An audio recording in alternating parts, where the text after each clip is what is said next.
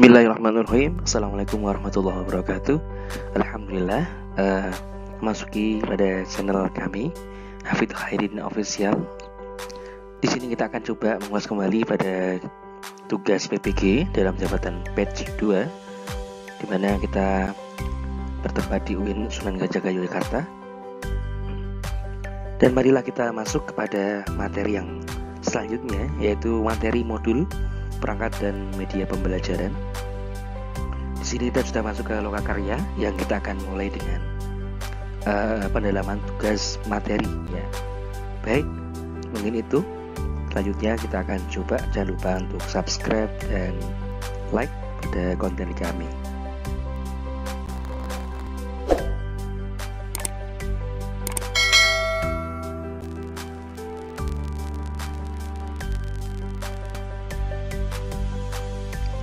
Nah, tugas keempat yaitu membuat evaluasi pembelajaran, penilaian sikap, pengetahuan, dan keterampilan dengan model penilaian HOTS mata pelajaran fikih kelas 11.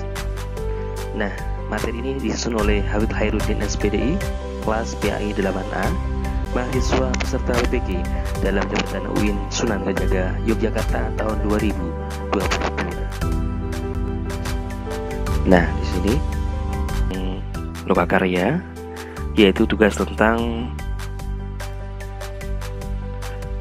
evaluasi pembelajaran dan penilaian konsep,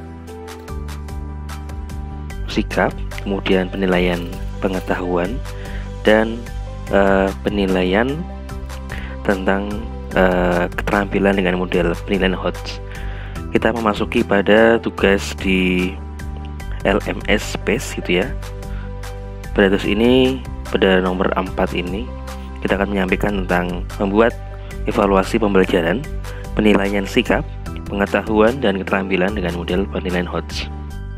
Baik, kita akan langsung masuk ke dalam materi kita, yaitu tugas awalnya kita adalah membuat evaluasi pembelajaran, penilaian sikap, pengetahuan, dan keterampilan dengan model penilaian HOTS mata pelajaran fikih kelas 11. Disusun oleh saya, Hafidz Khairuddin, mahasiswa peserta PPG dalam jabatan UIN Sunan Gajah Yogyakarta tahun 2022. Baik, yang pertama yang kita persiapkan adalah yang pertama, sikap spiritual. Di sini adalah KI 1 ya. Di sini ada identitas sekolahnya, nama sekolah SMK Negeri 1 Sanggeringan, kelasnya kelas 11 sesuai dengan yang akan kita teliti, yang nanti kita ajar pada kali ini menjadi salah satu tugas yang akan kita linearkan sampai dengan nanti PPL, peer teaching, sampai dengan nanti PTK. Kemudian tahun 2022, kemudian di sini ada nomor tanggal, nama peserta, catatan perilakunya, ada butir sikapnya, keterangan positif atau negatifnya, dan tidak lanjut daripada penilaian sikap spiritual. Selanjutnya di sini ada butir sikap 1 ya. Di sini ada ketaatan beribadah, perilaku syukur, kebiasaan berdoa, toleransi beribadah, begitu ya. Jadi seperti ini, misalkan kita ambil contoh tanggal 9 Agustus tahun 2022. Nama peserta didik Alexa Sahwa Adelia. Di sini catatannya adalah perilaku mengucapkan terima kasih ketika dijelaskan oleh guru, gitu ya. Maka butir sikapnya adalah berperilaku syukur, yang nilainya secara sikap di sini adalah positif dan tindak lanjutnya adalah diapresiasi. Berbeda dengan beberapa yang di sini nomor 3, Muhammad Haikal misalkan ya. Catatan perilaku adalah berbicara saat berdoa. Nah, di sini butir sikapnya adalah ketaatan, di mana keterangannya adalah negatif sehingga perlu adanya pembinaan. Menasihati agar anak tersebut ketika berdoa dimulai harus bisa menjaga diri dan dilarang untuk berbicara, fokus pada berdoa. Selanjutnya yang kedua adalah sikap sosial, yaitu KI 2 ya. Sama dengan yang tadi, ada identitasnya, kemudian ada tanggalnya, peserta didik, catatan perilakunya, butir sikapnya gitu ya, keterangan positif atau negatifnya, dan bagaimana tidak lanjutnya. Hampir sama, cenderungnya adalah ini arahnya ke sosial begitu ya. Kalau yang tadi di KI 1 tadi adalah lebih cenderung ke sikap religiusitasnya. Selanjutnya untuk penilaian antar teman. Nah, di sini kita lihat ada identitasnya ya, nama teman yang dinilai Alexa Sahwa, Ayunanda. Kemudian di sini penilaian antar teman gitu ya. Jadi antara Alexa dengan Ayu ini akan menilai bagaimana pernyataannya. Contoh, teman saya selalu berdoa sebelum melakukan aktivitas gitu ya. Apakah iya atau tidak? Jadi anak-anak secara jujur mengisi dan menilai bagaimana anak tersebut di sekolah. Jadi antar siswa itu menilai. Jadi ada nomor pernyataan iya atau tidaknya, ada checklistnya di sini. Kalau memang iya berarti ya checklist yang iya, gitu ya. Kalau tidak berarti yang tidak, begitu. Nah, penilaian ini merupakan penilaian yang meminta peserta didik untuk saling menilai, ya, menilai sikap dan perilaku kesehariannya temannya dalam pembelajarannya, yang berfungsi sebagai alat konfirmasi terhadap penilaian yang dilakukan oleh pendidik. Nah, selanjutnya masih penilaian antar teman. Ini menurut skala Likert gitu ya. Misalkan di sini ada identitas nama ya, ada Alma Zuhra, ada Amin Nur Ramadan. Nah, di sini ada perbedaan pada petunjuknya. Di sini berilah tanda centang atau checklist pada kolom yang sesuai dengan keadaan kalian yang sebenarnya.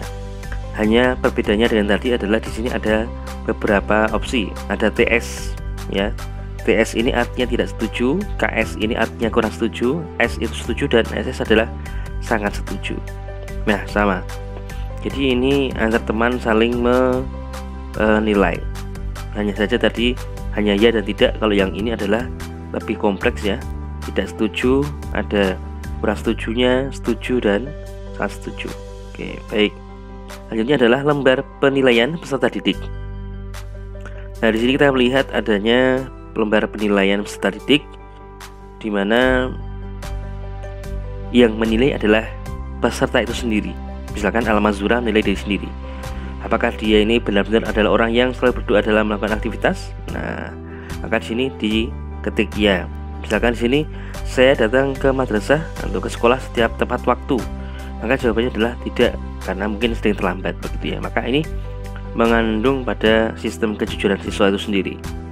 Selanjutnya, nah, untuk langkah-langkah kerja penilaian KI 3 dan KI 4, maka di sini guru menyiapkan dokumen prota, promes, dan silabus gitu ya. Jadi program tahunannya, program semesternya, dan selanjutnya disiapkan. Yang kedua, menentukan KKM dan interval predikat mapel fikih gitu ya.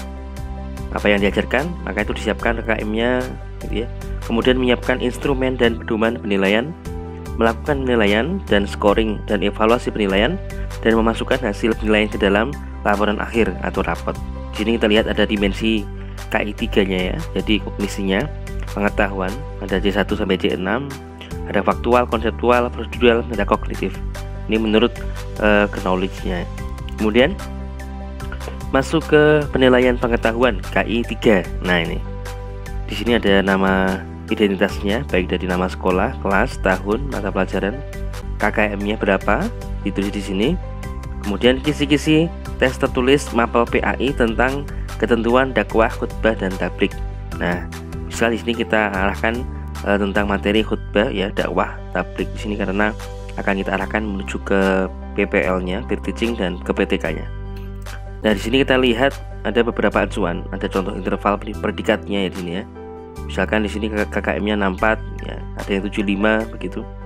Maka di sini kita akan melihat ke tabelnya. Yang pertama adalah nomor, kompetensi dasar, materi, indikator soalnya, level kognitifnya berapa, nomor soalnya berapa, dan bagaimana bentuk soalnya.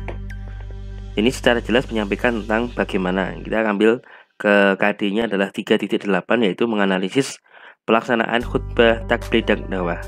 Ya, materinya adalah menjelaskan pengertian khutbah, tabligh, dan dakwah. Nah, ini antara indikator soalnya juga akan linear dengan bagaimana bentuk materinya. Dan antara KD nomor 1 sampai 5, misalnya kita mengambil 1 sampai 5 gitu ya. Maka di sini materi pertama sampai 5 berbeda-beda. Ada yang menjelaskan pengertian, ada yang menjelaskan dalilnya, ada tabel perbedaannya, bagaimana ketentuan syariat Islamnya. Yang ketiga adalah bagaimana cara mensajikannya, mengaplikasikannya.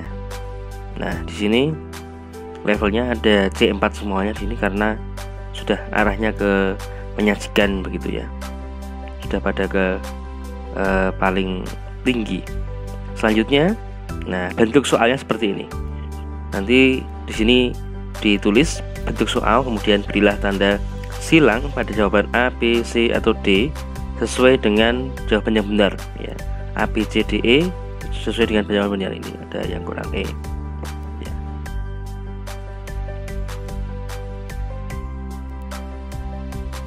Kemudian nah nomor 1, nah perhatikan tabel berikut ini. Di sini kita lihat ya, nomor 1 sampai dengan 5 ini adalah uraiannya. Jadi peserta didik itu diminta untuk benar-benar menganalisis manakah perintah dari soalnya, dari penjelasan di atas yang merupakan pengertian daripada dakwah ditujukan pada nomor berapa. Maka di sini semua siswa diharuskan mengidentifikasi satu persatu gitu ya. Ini berbasis hot gitu ya. Yang kedua, perhatikan gambar di bawah ini ya, sesuai dengan apa yang tadi disampaikan di penilaian ini. Nomor 2 adalah identifikasi gambar ya, gambar yang sesuai dengan dakwah yang mana begitu. Ada gambar, ada yang tawuran, ada yang tablik, ada yang sedang khutbah, gotong royong gitu ya, begitu. Nomor ketiga ya, menyajikan tentang perbedaan antara khutbah gitu ya, tablik dan dakwah. Nah, kita lihat, kita buat uraiannya di sini ya. Kita buat uraiannya. Kemudian di sini ada dua uraian di situ untuk melihat manakah yang paling tepat. Jadi semua siswa diminta untuk mengidentifikasi, menganalisis jawaban daripada uraian yang ada di sini.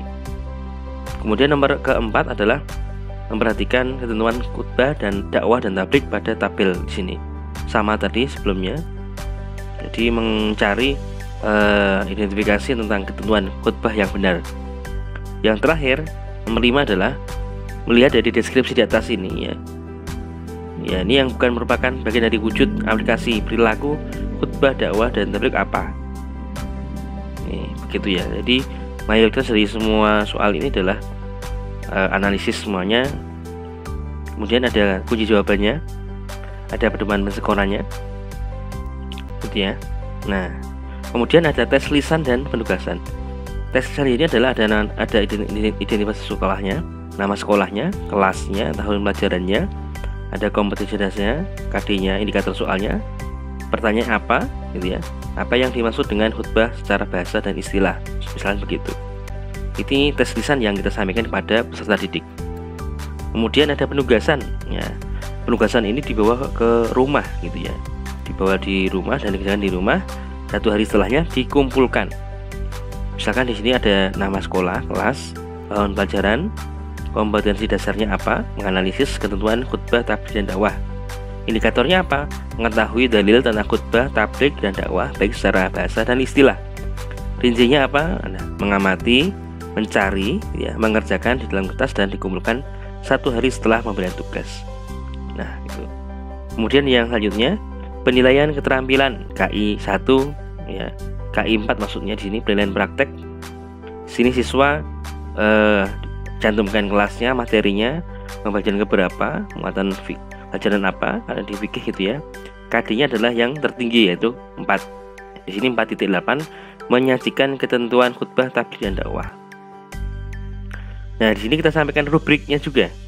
Rubrik unjuk kerja praktek menyajikannya, kemudian pedoman pengolahan hasil kerjanya.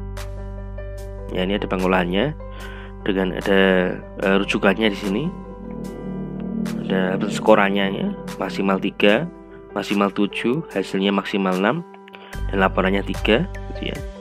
Nah, kita lihat di sini tabelnya.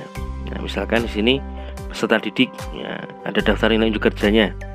Persiapannya berapa gitu ya, pasalnya berapa, hasilnya berapa, laporannya berapa, tuntutan hitungnya berapa, dikalikan.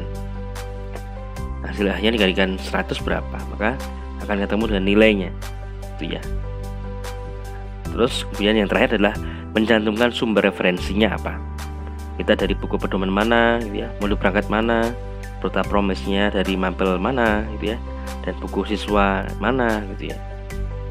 Mungkin itu untuk tugas pembuatan evaluasi pembelajaran. Kemudian tentang tugas-tugas di sini gitu ya. Semoga bermanfaat dan dapat berkiprah. Jangan lupa subscribe channel kami. Semoga kita lebih bersemangat untuk dalam kebaikan. Terima kasih. Assalamualaikum warahmatullahi wabarakatuh.